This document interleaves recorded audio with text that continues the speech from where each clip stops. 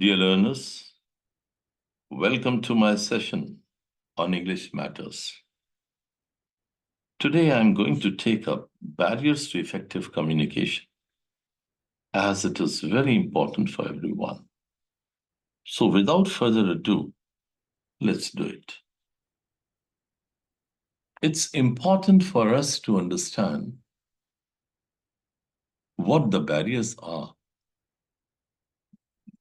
So barriers are the obstacles in receiving and understanding messages. So they hinder smooth communication. This clearly shows that in the presence of barriers, we cannot make our communication effective. So let's understand the types of barriers. Number one, verbal barriers. They are associated with voicing effects. Voicing effects means our voice, like when two persons talk. And they talk in a very loud way or in a low way.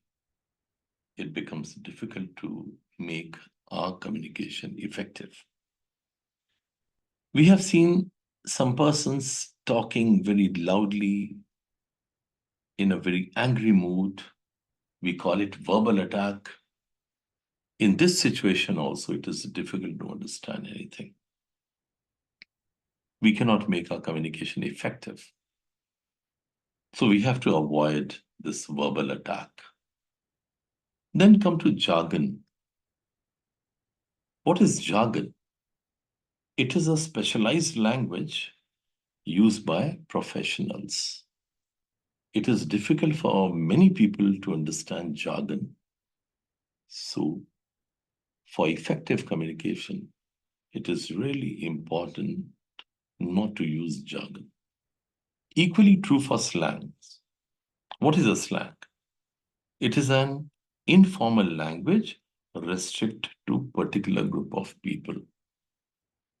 Everyone cannot understand jargon. Everyone cannot understand slangs. So it's better to avoid such things because they will be the barriers. Let's come to passive vocabulary. Dear friends, there are two types of vocabularies. Number one is active vocabulary. Active vocabulary is usually understood by everyone, almost by everyone. But passive vocabulary is understood only by a few people.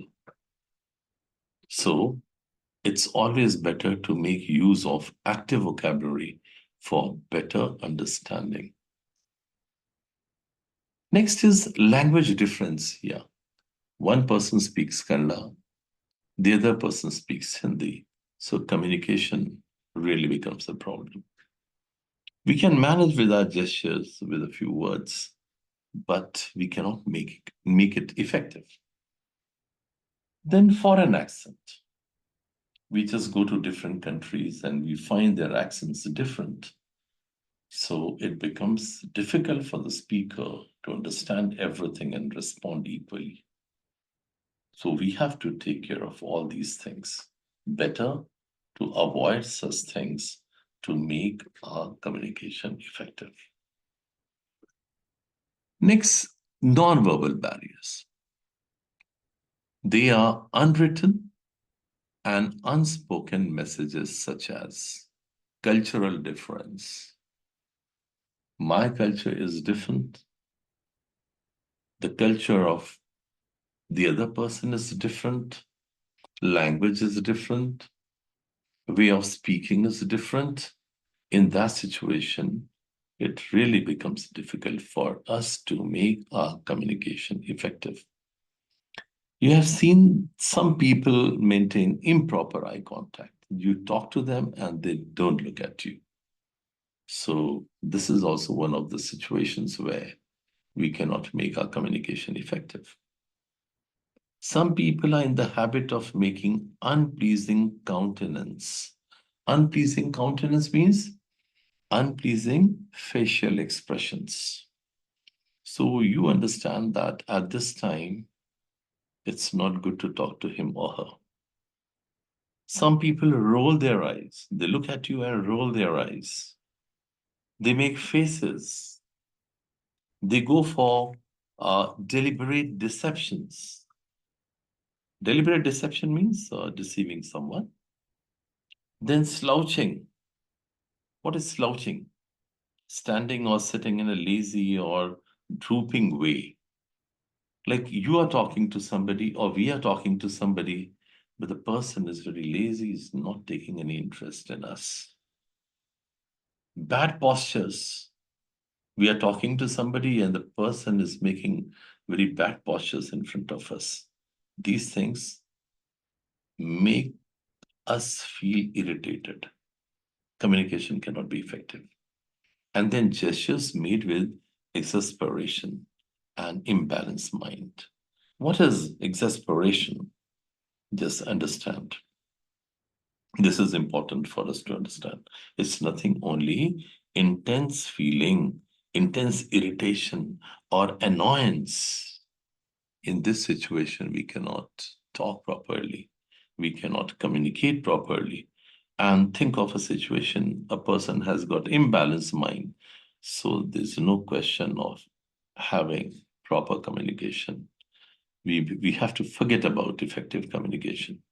So these things disturb our smooth communication. We have to be very, very careful. And remember one thing, when we shall take care of all these things, our communication will definitely become very effective. I will now take you to the other point, lack of proper planning. Remember one thing, that lack of proper planning leads to miscommunication and misunderstanding. So, proper care of words, sentence construction, impeccable timings, polite expressions, good throw of voice, etc., can make our communication better. These things are quite simple. You too know about it and about them. Let's know about semantic barriers. What are semantic barriers? They are the use of unfamiliar vocabulary and expressions, and they affect communication. This really leads to confusion and no understanding. Figures, language, words, jargon, and technical language fall in this category. So proper care is to be taken. You are familiar with the term homophones. What are homophones? Words with same sound but different meanings. Sometimes words are used differently in different sentences. This also confuses the speakers. In this situation, the person may not understand what you are speaking or submitting. For example, I craned up my neck to watch the program in a better way. So here, craned up is a kind of unfamiliar expression. And here we may say, I stretched my neck up to watch the program in a better way. Then same crane word is used for different sentence. The bird sanctuary is full of cranes. Here, cranes are birds.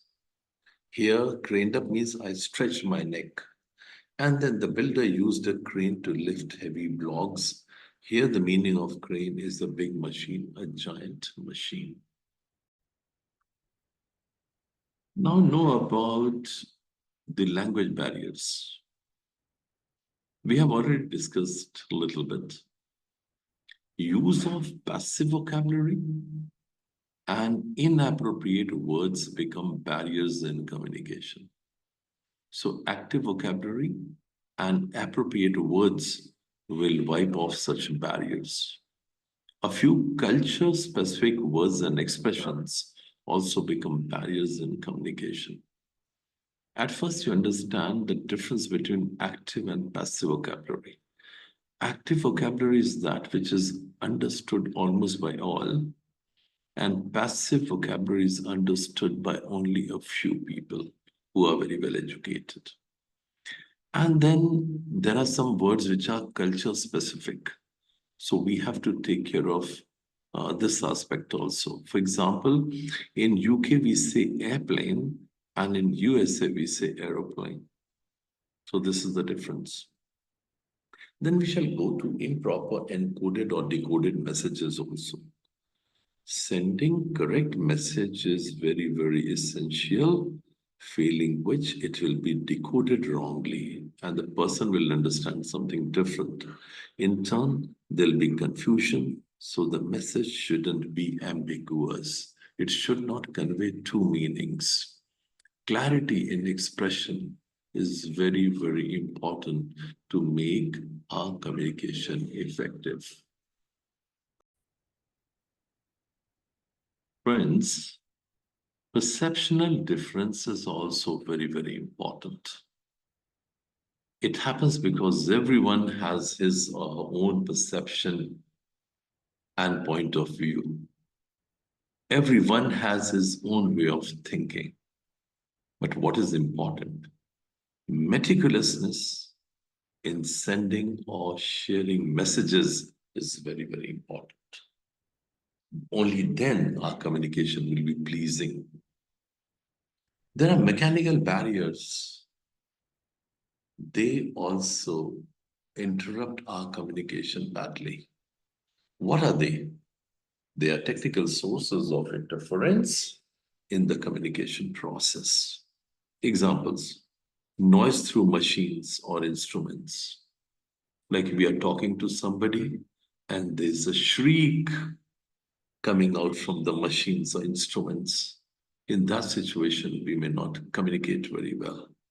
Our communication will not be very effective. Then somebody is interrupting frequently. In that situation, our communication will not be very effective. And then there's a power failure. We are doing the presentation, the power failure is there. Sometimes there's a big gathering and our voice doesn't reach there. So communication becomes ineffective. We cannot make our communication very effective. So it is important to take care of many things. Dear learners, try to know about the psychological or emotional barriers. And they are due to lack of interest, attitude, emotion, and status consciousness, etc. You take a few examples: lack of attention, poor retention, distrust, cultural sensitivities, gender difference, level of language, filtering information, perception, and poor self-esteem.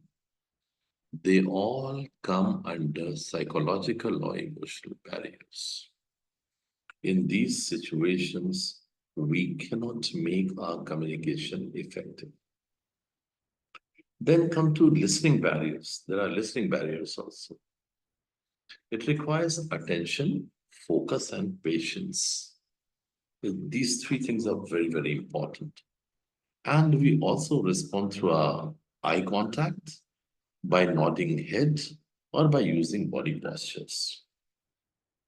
Example: a situation of class where teaching learning process is taking place.